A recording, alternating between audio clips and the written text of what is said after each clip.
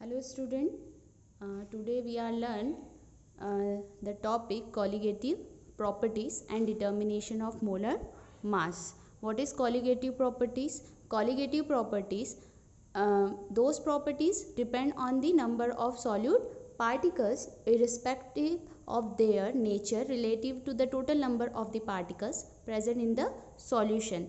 Colligative property हम किन्हें कहेंगे? ऐसी प्रॉपर्टीज जो किस पर डिपेंड करती हैं? नंबर ऑफ सॉल्यूट पार्टिकल्स पर। ठीक है, जितने ज़्यादा सॉल्यूट पार्टिकल्स हम सॉल्वेंट में ऐड करते हैं, ये सॉल्यूट पार्टिकल्स क्या करेंगे? जो सॉल्वेंट है उसकी प्रॉपर्टीज़ को चेंज कर देते हैं। कुछ प्रॉपर्टीज़ ऐसी होती है जो सॉल्वेंट, यदि प्योर सॉल्वेंट है तो अलग प्रॉपर्टी शो करता है, लेकिन उसी सॉल्वेंट में यदि आपने सॉल्यूट ऐड किया है तो उस सॉल्यूट के ऐड करने से सॉल्वेंट की कुछ प्रॉपर्टीज चेंज हो जाती है, और ऐसी प्रॉपर्टीज़ को हम क्या कह रहे हैं? Colligative properties. क्लियर है? Means the properties depend upon the quantity of solute. किस पर डिपेंड करते हैं? क्वांटिटी ऑफ सॉल्यूट पर। एक बात यहाँ पर क्या ध्यान देने के लिए है कि सॉल्यूट की क्वांटिटी पर डिपेंड करता है, ना कि उसके नेचर पर। मीन्स कि सॉल्यूट का जो नेचर है उससे सॉल्वेंट की किसी भी प्रॉपर्टी में कोई चेंज नहीं आएगा। किससे चेंज होगा? क्वांटिटी ऑफ सॉल्यूट से। जितना ज़्यादा अमाउंट या जितना कम अमाउंट आप सॉल्यूट का ऐड कर रहे हैं उससे क्या होगा? जो सॉल्वेंट है उसकी प्रॉपर्टीज़ अफेक्ट होगी। अब ये जो कॉलिगेटिव प्रॉपर्टीज़ हैं, ये कॉलिगेटिव प्रॉपर्टीज़ यहाँ पर कितने टाइप की है? 4 टाइप की है। फर्स्ट है relative lowering of vapour pressure, second elevation of boiling point of the solvent, third depression of freezing point of the solvent, and fourth is osmotic pressure of the solution. Right, यहाँ पर हमें सारी चारों properties पढ़नी है। सबसे पहले आप देखिए relative lowering of vapour pressure.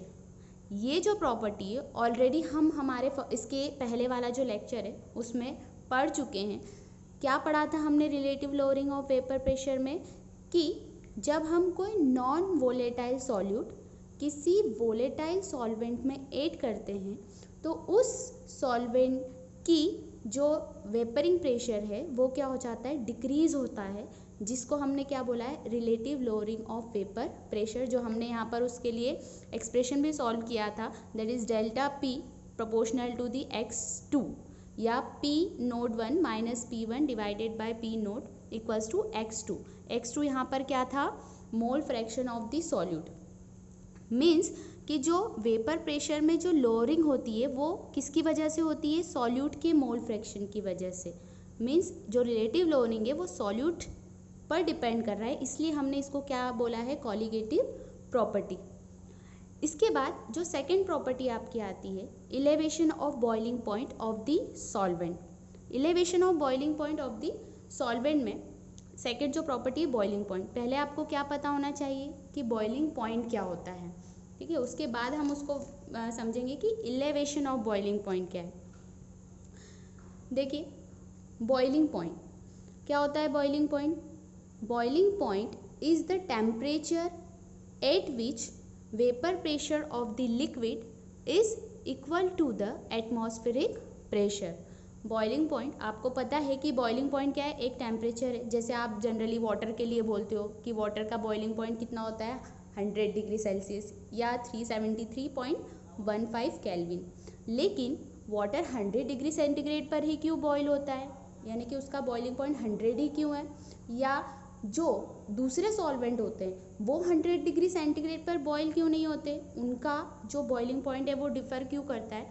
तो उसके लिए आपको क्या पता होना चाहिए कि एक्चुअली बॉइलिंग पॉइंट क्या है ना? तो बॉइलिंग पॉइंट यहाँ पर क्या हुआ?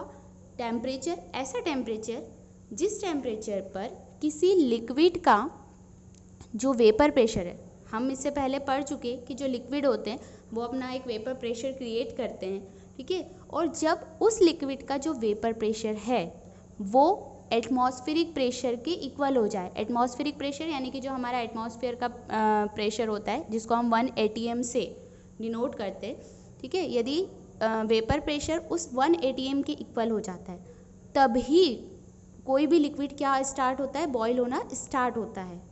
और जब इस कंडीशन पर कोई लिक्विड पहुंच जाता है तो उस टेम्परेचर को हम कहते हैं बॉइलिंग पॉइंट। अंडरस्टूड? अब यदि हम यहाँ पर बॉइलिंग पॉइंट को समझें ठीक है, यहाँ पर देखिए दो चीज़ें रिलेट कर रही है। Boiling point means temperature, temperature किससे रिलेट कर रहा है, वेपर प्रेशर से। तो हम इसे एक ग्राफ के थ्रू समझ सकते हैं। हम किसके बीच में ग्राफ प्लॉट करते हैं, वेपर प्रेशर और टेम्परेचर के बीच में। देखिए यहाँ पर हम एक यहाँ पर ग्राफ प्लॉट करते हैं, जिसमें हम एक तरफ ले रहे हैं क्या, टेम्परेचर, और एक तरफ हम क्या ले रहे हैं, वेपर प्रेशर। ठीक है, एक एक्सिस पर हमने लिया है वेपर प्रेशर और एक एक्सिस पर लिया है हमने क्या, टेम्परेचर।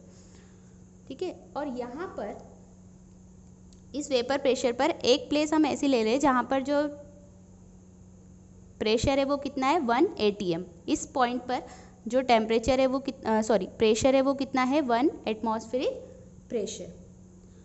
अब आप यहाँ पर हम क्या ले रहे, देखिए मान लो कि हमारे पास एक लिक्विड है, लिक्विड मीन्स प्योर सॉल्वेंट है। क्या है यहाँ पर हमारे पास, प्योर सॉल्वेंट, राइट। इस प्योर सॉल्वेंट मान लो अभी ये क्या है, रूम टेम्परेचर पर है।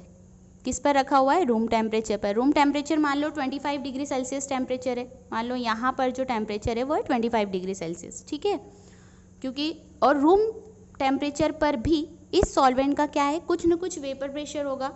ये जो प्योर सॉल्वेंट है अभी ये रूम टेम्परेचर पर है, और इस टेम्परेचर पर हर लिक्विड का कुछ न कुछ क्या होता है, वेपर प्रेशर ज़रूर होता है। तो इस कंडीशन में मान लो कि इसका वेपर प्रेशर जो है 25 डिग्री सेल्सियस पर यहाँ पर है। ठीक है, क्लियर है। अब इस वेपर प्रेशर के बाद हम क्या करते हैं, ये तो रूम टेम्परेचर पर, इस टेम्परेचर पर वेपर प्रेशर इतना हो गया। अब हम क्या करते हैं, इस प्योर लिक्विड को आप हीट देना शुरू करते हैं, मीन्स इसको गर्म करते हैं। जैसे ही आप इसको गर्म करोगे वैसे ही क्या होगा, पार्टिकल क्या होंगे, गर्म होंगे, और इसकी वेपर प्रेशर क्या होगा, इंक्रीज होना स्टार्ट होगा। वेपर प्रेशर जैसे जैसे इंक्रीज होगा, यहाँ पर हम इसको क्या करते हैं, वेपर प्रेशर आप क्या कर रहे हो, टेम्परेचर जैसे जैसे बढ़ा रहे हो, मीन्स उसको हीट दे रहे हो। हीट देते हैं तो वेपर प्रेशर क्या हो रहा है, धीरे धीरे बढ़ रहा है। बढ़ते बढ़ते जब ये इस कंडीशन पर पहुँच जाएगा, मीन्स इसका जो वेपर प्रेशर है वो कहाँ पर पहुँच जाएगा, 1 एटमॉस्फेरिक प्रेशर के इक्वल हो जाएगा। तो उस कंडीशन पर यहाँ पर जो आपको टेम्परेचर ऑब्टेन होगा, मतलब हम यहाँ पे बोल सकते हैं कि इस टेम्परेचर पर वेपर प्रेशर किसके इक्वल हो गया, 1 atm के इक्वल हो गया। तो ये जो टेम्परेचर होगा ये कहलाएगा आपका बॉइलिंग पॉइंट। क्या कहलाएगा आपका, बॉइलिंग पॉइंट। हम इसको डिनोट कर रहे हैं यहाँ पर TB note. B for boiling है, T फॉर टेम्परेचर है, तो हमने इसको TB नोट क्यों लिखा है, क्योंकि यहाँ पर हम किसकी बात कर रहे हैं, प्योर सॉल्वेंट की। प्योर सॉल्वेंट का जो बॉइलिंग पॉइंट है उसको हमने T नोट B से क्या किया है, डिनोट किया है। अब हम क्या कर रहे हैं, अब हम इसी प्योर सॉल्वेंट में, अब हम क्या करें, इसी प्योर सॉल्वेंट में कुछ क्या ऐड कर दें, सॉल्यूट ऐड कर दें। अब हम इसमें क्या ऐड कर देंगे, सॉल्यूट। ठीक है, सॉल्यूट ऐड किया तो ये क्या बन गया, सॉल्यूशन। इस सॉल्यूशन में इस सॉल्वेंट का बॉइलिंग पॉइंट कैसे, अब क्या हो जाएगा, चेंज हो जाएगा। क्यों चेंज हो जाएगा, हमने इसके जस्ट पहले या इसके पहले जो हमने लेक्चर लिया था रिलेटिव लोअरिंग वेपर प्रेशर वाला, उसमें मैंने आपको बताया था कि जब हम सॉल्यूट ऐड करते हैं तो वेपर प्रेशर क्या हो जाएगा, डिक्रीज हो जाएगा। क्यों डिक्रीज हो जाएगा, क्योंकि कुछ जो सरफेस है उस पर सॉल्यूट पार्टिकल भी आ जाएंगे, जिसकी वजह से जो वेपर प्रेशर प्योर सॉल्वेंट का होता है उसके कंपैरिजन में यहाँ पर वेपर प्रेशर डिक्रीज हो जाएगा। तो हम क्या करें, इसी रूम टेम्परेचर पर इसके लिए यदि हम पढ़ेंगे सॉल्यूशन के लिए, तो इसका वेपर प्रेशर क्या हो गया, डिक्रीज हो गया। ये हमने पढ़ा है कि जो वेपर प्रेशर है वो क्या होगा, सॉल्यूशन का कम हो जाएगा। ये हम यहाँ पर लिख देते हैं, ये किसके लिए, सॉल्वेंट के लिए। मान लो कि यहाँ पर ये प्योर सॉल्वेंट के लिए वेपर प्रेशर है और ये किसके लिए, सॉल्यूशन के लिए। अब सेम इस सॉल्यूशन को भी हम क्या करते, गर्म करना स्टार्ट करते हैं, हीट देंगे तो इसका भी वेपर प्रेशर इंक्रीज होगा, और जब इसका वेपर प्रेशर इंक्रीज होगा तो ये भी क्या होगा, जब तक इसको हीट देंगे जब तक कि इसका वेपर प्रेशर कितना हो जाए, 1 एटमॉस्फेरिक प्रेशर ना हो जाए। जैसे ही 1 एटमॉस्फेरिक प्रेशर होगा ये सॉल्यूशन क्या हो जाएगा, बॉयल होना स्टार्ट हो जाएगा। ठीक है, जब इस सॉल्यूशन का भी वेपर प्रेशर 1 atm के इक्वल हो गया, उस कंडीशन पर जो हमें टेम्परेचर ऑब्टेन होगा वो टेम्परेचर उस सॉल्यूशन का क्या होगा, बॉइलिंग पॉइंट। क्लियर है, इसको हम डिनोट कर रहे हैं किससे, TB से। किससे डिनोट कर रहे हैं हम इसे, TB से। इस ग्राफ में क्लियरली दिख रहा है, यदि हम इसको क्या बात करें, सॉल्यूशन, क्लियरली दिख रहा है कि टेम्परेचर इधर इंक्रीज हो रहा है। जो प्योर सॉल्वेंट था उसके लिए टेम्परेचर हमें यहाँ पर, बॉइलिंग पॉइंट हमें यहाँ पर मिला था, लेकिन जब आपने उसमें सॉल्यूट ऐड कर दिया तो जो बॉइलिंग पॉइंट है वो इंक्रीज होकर कहाँ पर मिला आपको, ज़्यादा मिल गया आपको। ठीक है, तो इससे क्लियर है कि जो बॉइलिंग पॉइंट है वो क्या होगा, हम उसको क्या बोल सकते हैं, elevation of boiling point of the solvent. किसके कारण हुआ ये, सॉल्यूट पार्टिकल के ऐड करने की वजह से। ठीक है, और यहाँ पर प्योर सॉल्वेंट का जो बॉइलिंग पॉइंट है और सॉल्यूट ऐड करने के बाद का जो बॉइलिंग पॉइंट है, इन दोनों के बीच का डिफरेंस, इन दोनों का जो बीच का डिफरेंस होगा उसको हम डिनोट करते हैं डेल्टा टी बी। किससे डिनोट करते हैं हम इसे, डेल्टा टी बी, जो क्या शो करता है, इलेवेशन ऑफ बॉइलिंग पॉइंट को शो करता है, यानी कि डिफरेंस। अब डेल्टा टी बी क्या होगा, यहाँ पर देखिए जो डेल्टा टी बी, यानी कि आप कैसे निकालोगे कितना इंक्रीज हुआ है, सिंपल है, जितना बड़ा है उसमें से हम क्या कर दें, पहले वाले जो बॉइलिंग पॉइंट है उसको माइनस कर दें, means delta T B equals to T B minus T B naught, right. और ये जो टी बी नोट है ये क्या कहलाता है, इलेवेशन ऑफ बॉइलिंग पॉइंट। क्या कहलाएगा ये, इलेवेशन ऑफ बॉइलिंग पॉइंट। ठीक है, अब यहाँ पर ये जो डेल्टा टी बी है, ये डेल्टा टी बी सॉल्यूट से कितना अफेक्ट हुआ है, हमने क्या कहा है कि जो कोलिगेटिव प्रॉपर्टीज है नंबर ऑफ सॉल्यूट पार्टिकल्स पर डिपेंड करती है। तो ऑब्वियसली जैसे जैसे आप सॉल्यूट का कंसंट्रेशन इंक्रीज करोगे वैसे वैसे बॉइलिंग पॉइंट भी क्या होते जाएगा, इंक्रीज होते जाएगा। मीन्स जो डेल्टा टी बी है वो डायरेक्टली प्रोपोर्शनल होता है किसके, कंसंट्रेशन, किसका कंसंट्रेशन, कंसंट्रेशन ऑफ सॉल्यूट। जो डेल्टा टी बी है डायरेक्टली प्रोपोर्शनल होता है कंसंट्रेशन ऑफ सॉल्यूट। जितना ज़्यादा सॉल्यूट का कंसंट्रेशन होगा, जो बॉइलिंग पॉइंट होगा, इलेवेशन ऑफ बॉइलिंग पॉइंट, वो भी उतना ही क्या होगा, ज़्यादा होगा। अब कंसंट्रेशन के लिए भी हमने टर्म्स पढ़ी है, मोलारिटी, मोलालिटी, मोल फ्रैक्शन, बहुत सारी टर्म्स पढ़ी है। लेकिन यहाँ पर कंसंट्रेशन की कौन सी टर्म लेंगे, यहाँ पर हम कंसंट्रेशन की टर्म ले रहे हैं molality. Delta T B is directly proportional to the molality. Molality को हम स्मॉल m से डिनोट करते हैं। अब आप सोचोगे कि मोलालिटी ही क्यों ली, कॉन्सेंट्रेशन के लिए तो मोलारिटी भी ले सकते थे या और भी कोई टर्म ले सकते थे, मोलालिटी ही क्यों ली, because molality is temperature independent. Molality क्या होता है, टेम्परेचर इंडिपेंडेंट होती है, जबकि मोलारिटी क्या होती है, टेम्परेचर डिपेंडेंट होती है ना। और यदि ये टेम्परेचर इंडिपेंडेंट लेंगे तभी ये क्या होगा, प्रॉपरली आपको बॉइलिंग पॉइंट शो करेगा, वरना वो क्या कर देगा, उसको अफेक्ट कर देगा। इसलिए हमने यहाँ पर क्या लिया है, मोलालिटी। ठीक है, तो यहाँ पर हम क्या बोलेंगे, delta T B directly proportional to the molality.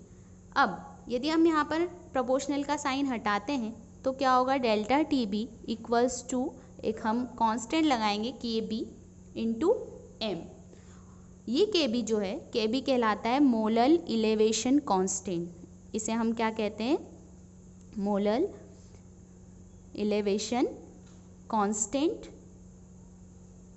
या इसे हम बोलते हैं एब्यूलोस्कोपिक कांस्टेंट। दोनों नाम है इसके, जनरली हम मोलर इलेवेशन कांस्टेंट ही बोलते हैं इसे। ठीक है, लेकिन इसका एक और नाम है, कभी कभी एग्जाम में इस नाम से भी पूछ लेते हैं, एब्यूलोस्कोपिक कांस्टेंट के नाम से। ठीक है, ये जो Kb की वैल्यू है ये हर सॉल्वेंट के लिए अलग अलग होती है।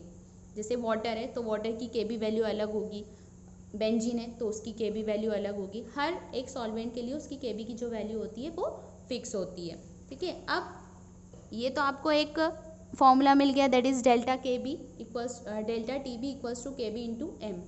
लेकिन एग्जाम में क्या होता है ना, जब इन पर न्यूमेरिकल बनते हैं तो मोलालिटी डायरेक्टली दे के नहीं रखते, आपको क्या दे के रखते हैं, mass, molar mass, given mass, whatever.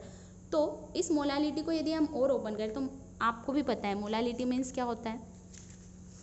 Molality आपको भी पता है, number of solute dissolve in पर kg सॉल्वेंट, राइट, जिसको आप लिखते हो n अपॉन, सॉल्वेंट के लिए हमने क्या लिख दिया, मास के लिए W।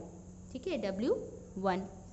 अब फिर आपने इस वैल्यू को हम कहाँ रख दें, इस Kb की वैल्यू में रख दें, तो क्या m की जगह रख देंगे तो क्या हो जाएगा, delta T B equals to K B into N upon W1। यहाँ पर W1 क्या है? मास ऑफ सॉल्वेंट, ठीक है, इन kg। अगेन हम इसको और यदि सॉल्व करेंगे तो delta T B equals to K B into N. N क्या है यहाँ पर? Number of moles, and number of moles also that given mass upon molar mass. Given mass को यहाँ पर W2 और मोलर मास को क्या लिख रही हूँ मैं? M2। तो number of moles equals to given mass upon molar mass. इस वैल्यू को मैं यहाँ पर पुट कर दूँ तो क्या होगा? W2 divided by M2 into W1। यहाँ पर जो मास है सॉल्वेंट का वो क्या है? kg में।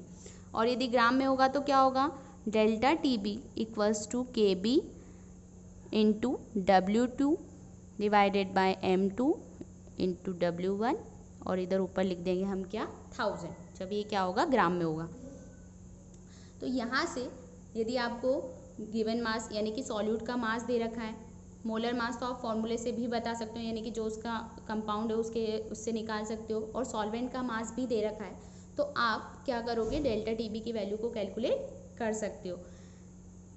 इस फॉर्मूले के थ्रू आप क्या निकाल सकते हो? Elevation of boiling point.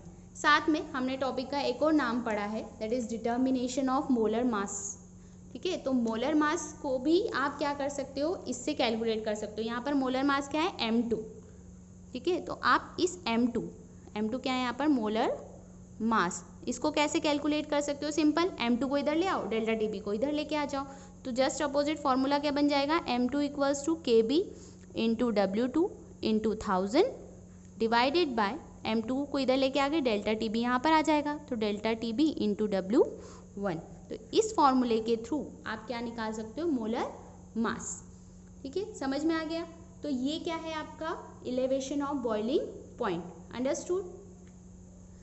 अब जो नेक्स्ट है आपकी थर्ड, जो आपकी कॉलिगेटिव प्रॉपर्टी है, थर्ड आपकी कॉलिगेटिव प्रॉपर्टी है depression of freezing point of the solvent. Depression, जैसे हमने यहाँ पर क्या पढ़ा? Elevation of boiling point. Elevation यानी कि बॉइलिंग पॉइंट क्या हो जाता है? बढ़ जाता है। किसके ऐड करने से? सॉल्यूट के ऐड करने से। जब आप सॉल्वेंट में सॉल्यूट ऐड करते हो तो उस सॉल्यूट के ऐड करने से जो सॉल्वेंट है उसका बॉइलिंग पॉइंट क्या हो जाएगा? इलेवेट हो जाएगा, इंक्रीज हो जाएगा, ठीक है। और चूंकि वो सॉल्यूट पर डिपेंड कर रहा है इसलिए वो क्या है? कॉलिगेटिव प्रॉपर्टी है। सिमिलरली थर्ड जो है आपका depression of freezing point. Freezing point क्या हो जाएगा? सॉल्वेंट का डिक्रीज हो जाएगा, है ना। जैसे बॉइलिंग पॉइंट इंक्रीज हुआ है, फ्रीजिंग पॉइंट क्या होगा? डिक्रीज होगा। सेम वही चीज़ें कि अब जैसे हमें पहले बॉइलिंग पॉइंट हमने पढ़ा, वैसे ही हम किसके बारे में पढ़े? फ्रीजिंग पॉइंट, कि फ्रीजिंग पॉइंट क्या होता है। तो देखिए यहाँ पर थर्ड हमारी जो कॉलिगेटिव प्रॉपर्टीज़ है,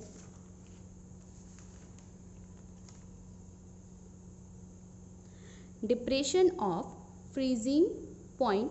डिप्रेशन ऑफ फ्रीजिंग पॉइंट क्या होता है?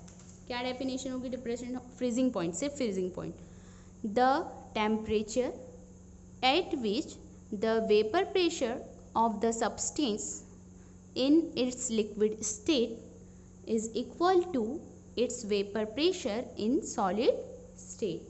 फ्रीजिंग पॉइंट क्या होता है? ऐसा टेम्परेचर जिस टेम्परेचर पर जो सॉल्वेंट है उसकी लिक्विड स्टेट का वेपर प्रेशर और उसकी सॉलिड स्टेट का वेपर प्रेशर, ये दोनों क्या हो जाए? इक्वल हो जाए। यानी कि सॉलिड स्टेट और लिक्विड स्टेट दोनों का वेपर प्रेशर यदि इक्वल होगा तो उस कंडीशन पर जो टेम्परेचर होगा वो कहलाएगा उसका फ्रीजिंग पॉइंट। अंडरस्टूड? अब और समझने के लिए हम क्या कर सकते हैं? ऑब्वियसली हम किसकी हेल्प से समझ सकते हैं इसको? ग्राफ की हेल्प से। देखिए कैसे समझेंगे? सेम हम वापस से किसके बीच में ग्राफ प्लॉट कर रहे हैं? वेपर प्रेशर और टेम्परेचर के बीच में। इधर हम ले रहे हैं एक्स एक्सिस पर टेम्परेचर और इस तरफ हमने लिया है क्या? Vapour pressure, right. अब देखिए यहाँ पर जो फ्रीजिंग पॉइंट होगा वो क्या होगा? हम यदि यहाँ पर जो सॉल्वेंट है, मान लो कि हमने यहाँ पर सॉल्वेंट लिया है, यहाँ पर सॉल्वेंट क्या है? लिक्विड स्टेट में है, और यही सॉल्वेंट किस स्टेट में? यहाँ पर सॉलिड स्टेट में, ठीक है। जैसे वाटर है, वाटर इज प्योर सॉल्वेंट, ठीक है। तो मान लो कि ये वाटर की लिक्विड स्टेट है और ये वाटर की कौन सी स्टेट है, सॉलिड स्टेट है, ठीक है। जब ये दोनों स्टेट, इसका वेपर प्रेशर और इसका वेपर प्रेशर इक्वल हो जाएंगे तो उस कंडीशन पर जो टेम्परेचर मिलेगा वही क्या होगा, फ्रीजिंग पॉइंट। अंडरस्टूड है। अब आप बोलोगे सॉलिड का वेपर प्रेशर, सॉलिड का वेपर प्रेशर भी होता है, सॉलिड की भी कुछ वेपर्स होती है, ठीक है, ज़्यादा नहीं होती ऑब्वियसली। लिक्विड के कंपैरिजन में जो सॉलिड का वेपर प्रेशर होगा वो क्या होगा, कम होगा। लिक्विड से ज़्यादा किसका होगा, गैस का होगा। हम यहाँ पर सिर्फ लिक्विड और सॉलिड की बात कर रहे हैं। देखिए मान लीजिए कि सॉलिड स्टेट का, यहाँ पर सॉलिड स्टेट के लिए उसका कुछ वेपर प्रेशर है, ठीक है। जैसे ही इस टेम्परेचर पर, जैसे ही आप क्या करते हो, इसको ठंडा करते हो, जैसे ही आप इसको क्या करोगे, ठंडा करोगे, यानी कि टेम्परेचर को क्या करोगे, कम करोगे। बॉइलिंग में आप बढ़ा रहे हो इसलिए उसको हीट दे रहे हो, फ्रीजिंग पॉइंट में क्या कर रहे हो, आप उसको कूल कर रहे हो, तो आप टेम्परेचर को क्या कर रहे हो, कम कर रहे हो। टेम्परेचर को कम कर, तो जो सॉलिड स्टेट है उसकी वेपर कंटिन्यूसली क्या होगी, डिक्रीज होगी। जितना ज़्यादा टेम्परेचर कम होगा उतनी ज़्यादा वेपर प्रेशर क्या होती जाएगी, कम होती जाएगी। ये किसके लिए बात करी हमने, सॉलिड स्टेट के लिए, राइट। अब लिक्विड स्टेट की बात करें तो ऑब्वियसली जो लिक्विड स्टेट की वेपर होगी वो सॉलिड स्टेट से तो ज़्यादा ही वेपर प्रेशर रखेगी। मान लो कि जो लिक्विड स्टेट है उसका वेपर प्रेशर यहाँ पर है, ठीक है। अब उस लिक्विड स्टेट में, आप उस लिक्विड स्टेट में उसका वेपर प्रेशर यहाँ है, अब इसको भी आप ठंडा कर रहे हो, इस लिक्विड स्टेट को भी ठंडा करोगे तो इसका वेपर प्रेशर भी क्या होगा, डिक्रीज होगा। डिक्रीज होगा तो मान लो कि ये डिक्रीज होगा, और एक कंडीशन ऐसी आएगी जब सॉलिड स्टेट का वेपर प्रेशर और लिक्विड स्टेट का वेपर प्रेशर एक दूसरे के क्या हो जाएंगे, इक्वल। ये पॉइंट दिख रहा है आपको, इस पॉइंट पर सॉलिड स्टेट और लिक्विड स्टेट दोनों का वेपर प्रेशर क्या हो रहा है, इक्वल हो रहा है। तो इस पॉइंट पर जो टेम्परेचर ऑब्टेन होगा वो कहलाएगा freezing point of the solvent. क्या कहलाएगा, freezing point of the solvent. और इसको हम डिनोट कर रहे हैं TF नोट से। जैसे वहाँ पर T भी लिया था for B for boiling point, यहाँ पर हमने F लिया है फ्रीजिंग पॉइंट के लिए, ठीक है। ये हमारा डेल्टा TF जो है, सॉरी सिर्फ TF, ये क्या है, freezing point of the solvent, ठीक है, प्योर सॉल्वेंट। कैसे हुआ, समझ में आ गया। हम जो सॉलिड स्टेट है और लिक्विड स्टेट है किसकी, प्योर सॉल्वेंट की। लिक्विड स्टेट का मान लो vapour pressure obviously solid state से ज़्यादा है, तो लिक्विड स्टेट का वेपर प्रेशर यहाँ पर है, सॉलिड स्टेट का यहाँ पर है। दोनों का जब आप टेम्परेचर कंटिन्यूसली डिक्रीज करते हो तो इसका भी वेपर प्रेशर डिक्रीज होगा, इसका वेपर प्रेशर भी डिक्रीज होगा, और दोनों का वेपर प्रेशर जब इक्वल हो जाएगा, ठीक है, is equals to its vapour pressure of solid state, तो उस टेम्परेचर या उस कंडीशन में जो टेम्परेचर ऑब्टेन होगा वो कहलाएगा फ्रीजिंग पॉइंट। अब हम क्या बोल रहे हैं, यदि हम इस प्योर सॉल्वेंट में क्या ऐड कर दें, सॉल्यूट। यदि हम इस प्योर सॉल्वेंट में क्या ऐड कर दें, ऑब्वियसली जैसे हम पहले भी बोल चुके हैं, इसमें हम क्या ऐड कर दें, सॉल्यूट पार्टिकल्स। अब ये क्या बन गया, सॉल्यूशन। जैसे ही आपने इसमें सॉल्यूट ऐड किया तो सॉल्यूट के ऐड करने से क्या होगा, इसका वेपर, ये लिक्विड स्टेट था, ये प्योर वेपर प्रेशर था, राइट। जैसे ही आपने इस लिक्विड स्टेट में सॉल्यूट ऐड किया तो इसका vapour pressure obviously liquid state से कम हो जाएगा। यह हम पहले भी बोल चुके हैं कि प्योर सॉल्वेंट का वेपर प्रेशर ज़्यादा होगा। जैसे ही आपने उसमें सॉल्यूट ऐड किया तो वेपर प्रेशर प्योर लिक्विड के कंपैरिजन में क्या हो जाएगा, कम हो जाएगा। तो वेपर प्रेशर मान लो सॉल्यूशन का यहाँ पर है।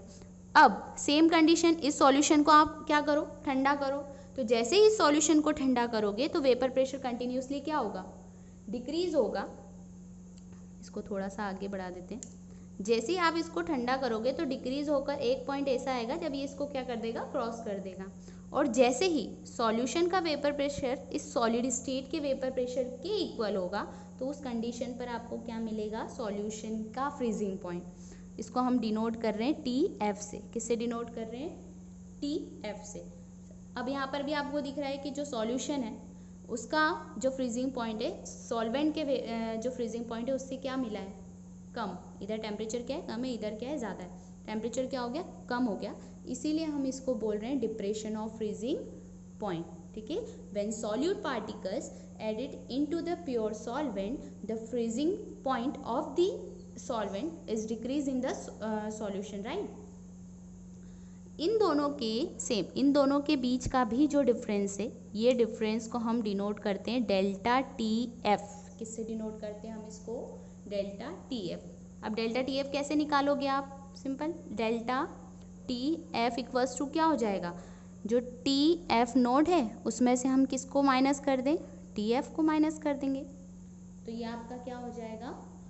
Freezing point, depression of freezing point. ये जो डेल्टा टी एफ है वो क्या कहलाता है आपका? Depression of freezing point.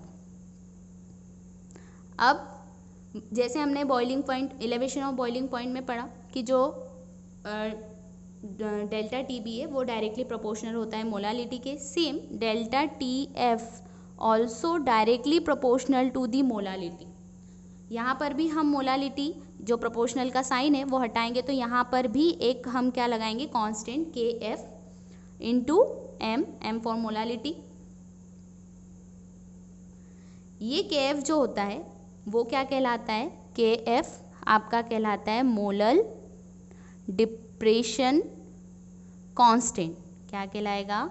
Molar depression constant, या इसको हम एक और नाम बोलते हैं, दैट इज क्रायोस्कोपिक कांस्टेंट। इस के एफ की वैल्यू भी हर सॉल्वेंट के लिए क्या होती है? फिक्स होती है, और हर सॉल्वेंट के लिए अलग अलग होती है।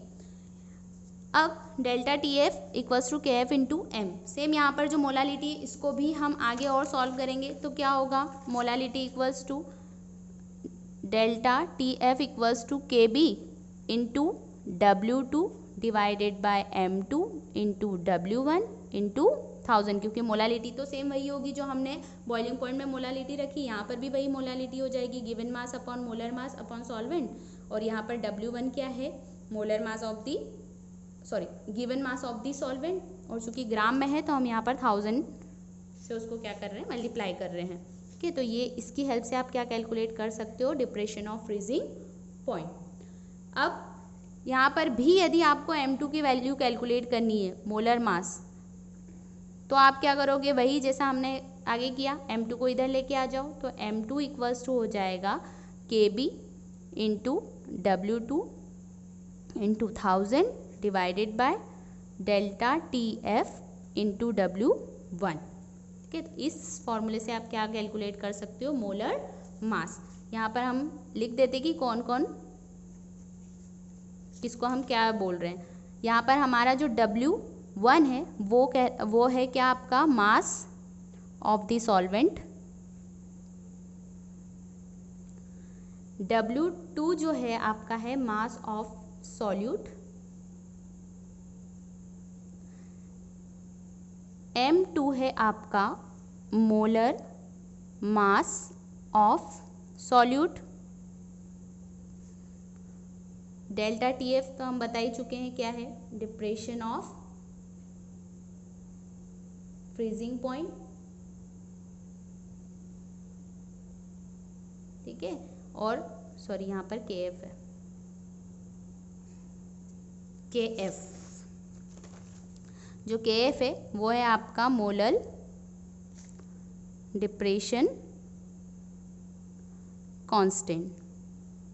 ठीक है, तो ये आपकी दो यहाँ पर कॉलिगेटिव प्रॉपर्टी फिनिश हो जाती है जो हमने यहाँ पर पढ़ी। एक कौन सी पढ़ी हमने?